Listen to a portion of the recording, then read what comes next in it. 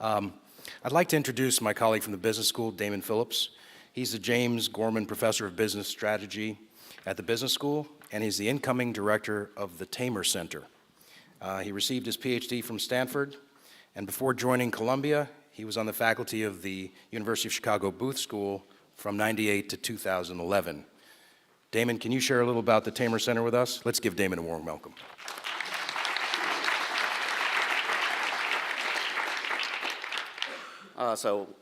Good morning, everyone. Good afternoon.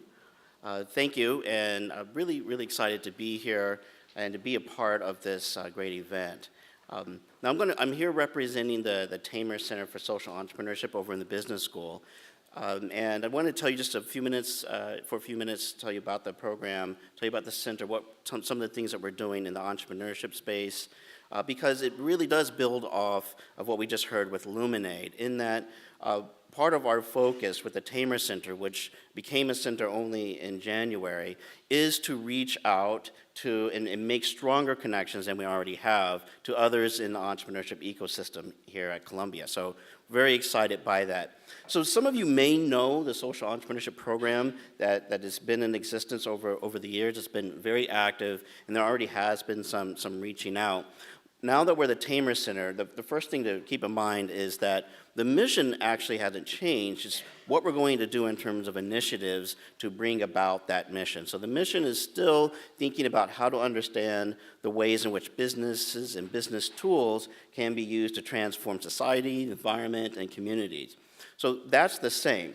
The difference is that we are working harder now to integrate what we do with the rest of the university. So I wanted to give just a couple of examples. I'll give 3 examples, and then I have the pleasure of introducing Keisha coming up next. So the first is our summer fellowship program. And this is one that connects students, not just business school students, but students across the university to social ventures. If you are interested, we are taking applications now. Please go to our website. You can go to the business school, find the Tamer Center website, and apply now. That process is beginning now, and we would really be excited to have you involved. So that's one, the Social Enterprise Summer Fellowship Program. The second thing I'll mention is the Tamer Social Venture Fund, and that is where we're going to give seed grants to social ventures. And again, be on the lookout for that. In the coming weeks, we're going to be rolling that out and be giving out those grants soon in the coming months.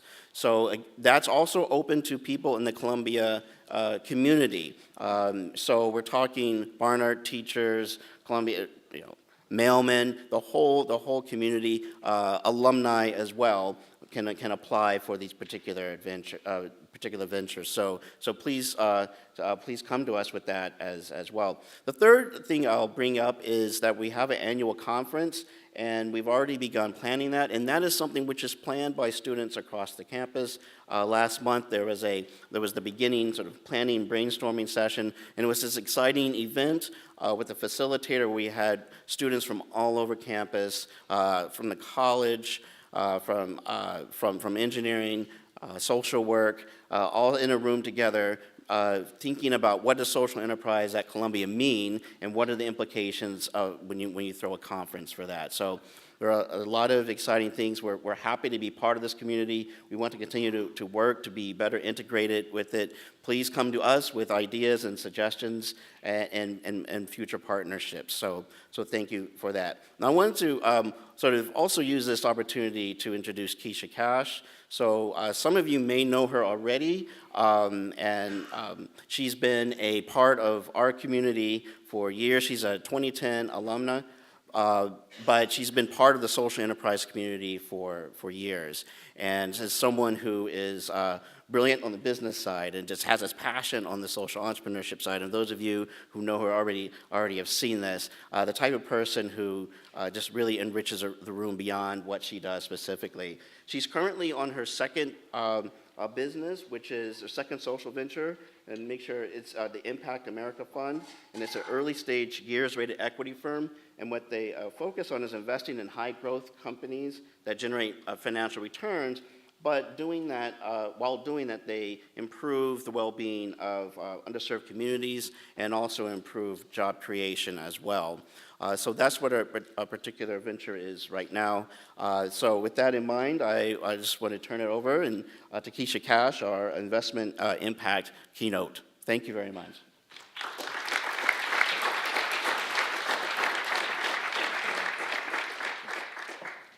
I was looking at the tweets that were going out about my speech, and I'm supposed to be talking about investing in a better planet. And I was like, wow, that's a pretty big topic. I'm going to focus on the U.S. right now, but I am thankful to be here and really, truly thankful for all of the support that I've received from Columbia Business School and Columbia University.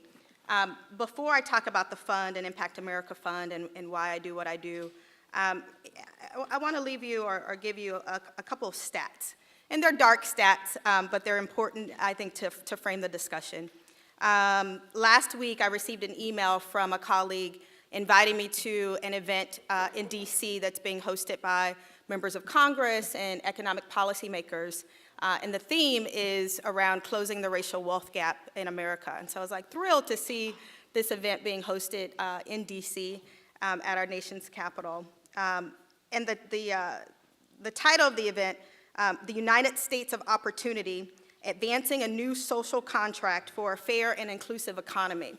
And then it went on and it gave us a really dark stat that said in 2011, for every $1 the typical white family held in wealth, African Americans and Latinos held 6 and 7 cents respectively. And so that, was alarming, and that I do this work, and I understand what a lot of the social and economic issues are in underserved communities and communities of color.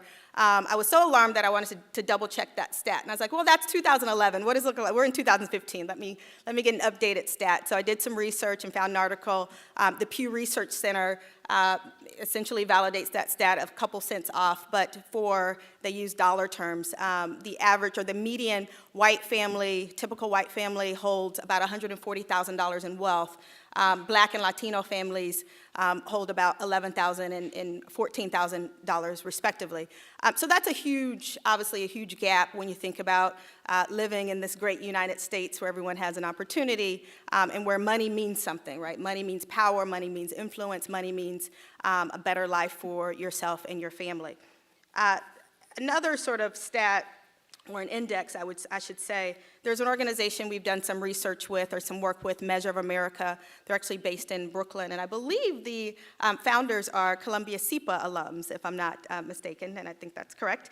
But they worked around the world with the United Nations for about 15, 20 years, and there's something called the Human Development Index that's used worldwide in developing countries to measure really the well-being of human beings. And they came back to the United States and they're like, look, there are places in the United States where literally, there are folks in Louisiana where the infant mortality rate in some parishes compared to those of the third world countries. So they've created this Human Development Index for the US, and they look through the lens of gender, race, and geography.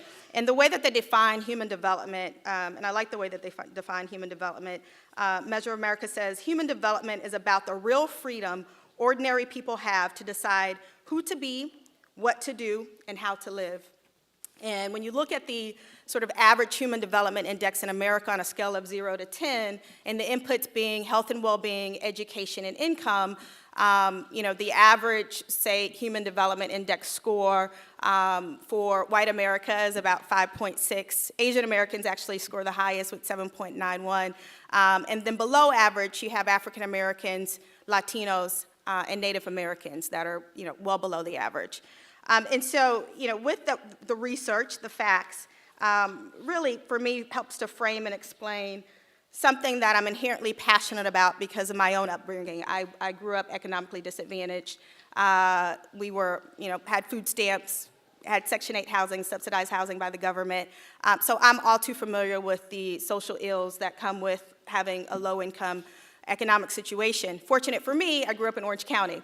And so while, we use food stamps for groceries, I attended a fantastic public school, first in family to attend college, went to UC Berkeley, worked on Wall Street. My father's illiterate. I was born in South Carolina. We literally raised pigs in our backyard. And I did a speech the other day, or maybe a few months ago, and someone tweeted, Keisha Cash, the daughter of an illiterate pig farmer. And I was like, oh, it was funny, but that's exactly who I am. And I forget that because I've somehow, by a lot of support and mentors along the way and a lot of drive and ambition and great people along my path, being the first in family to attend college and being the daughter of an illiterate pig farmer from Chesterfield, South Carolina, I ended up here. And so for me, when I went to college, I knew at that point I wanted to figure out how to use really business as a tool. I've worked since the age of 12, so I'm very extremely business savvy for that reason. But how could I use business as a tool to uplift community?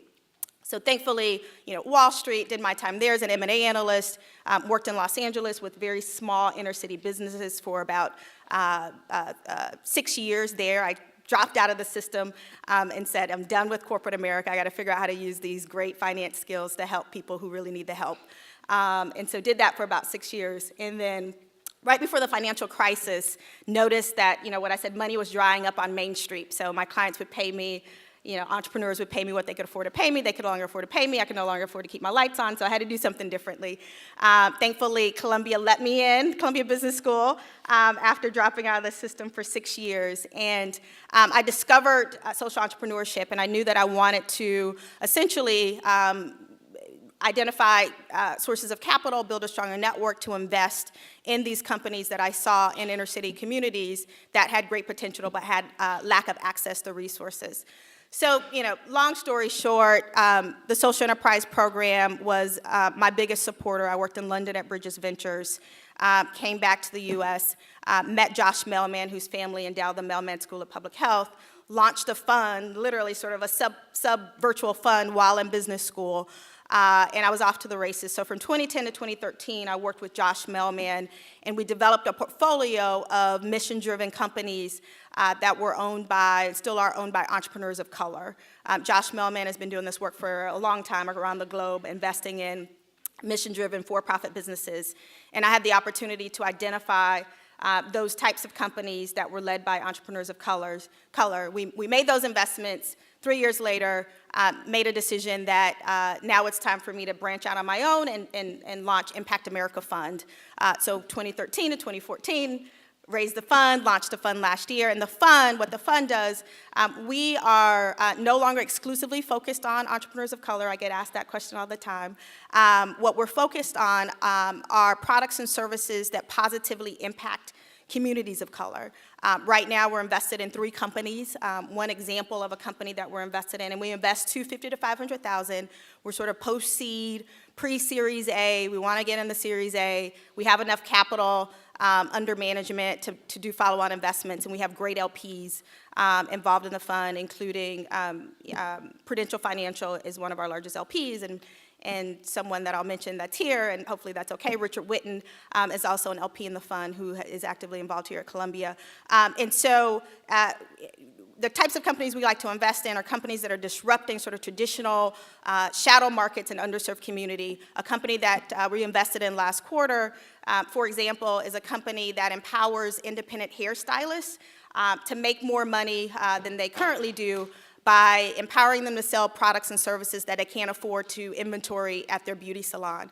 This company started 2 years ago, went through a traditional accelerator program, 500 startups.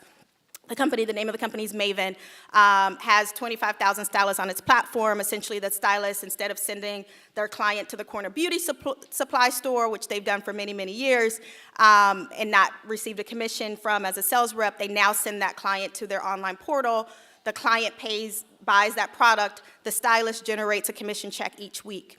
The average income of a stylist, and I know this, one of my graduate fellows at NYU is here, and she's been doing some research for this company. The average income for a hairstylist in America is $25,000 a year.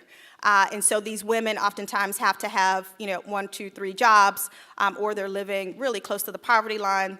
They may have kids, et cetera. So for this individual now to immediately generate an additional $200 or $300 per week from selling products that they're already been selling to their clients, just not making a margin off of, we're really excited about it. And this company is a high-growth company. I can't talk too much about where they're at now, but in the next week or so, we should be announcing something very exciting about their Series A round, which has attracted the attention of traditional investors. So we're really looking to invest at the intersection of impact and underserved community. We will not invest in a company unless we think that company can attract traditional dollars. We're looking for high growth. We are looking for those unicorns. We're looking for big wins. We want to prove this out. Our companies, our 3 portfolio companies, happen to be led by 2 African Americans and a female who's leading an ed tech company. So while we're not looking exclusively for entrepreneurs of color, we do believe by the nature of the types of problems we're trying to address, health and well-being, education, income, and underserved communities, that our portfolio may very well over-index with people of color. That being said, we are looking for the best in class of entrepreneurs who have great solutions for the communities that they're trying to serve. So I would encourage, I'll wrap this up, encourage any of you who have ideas around education, health, financial inclusion in the U.S. and are particularly interested in low-income, underserved communities and communities of color. If you're not familiar with that market, obviously identify a partner who is, or spend some time really getting to know that market base. There are nuances within underserved communities and communities of color that make it a very interesting market and can be a very difficult market for those people who don't understand. So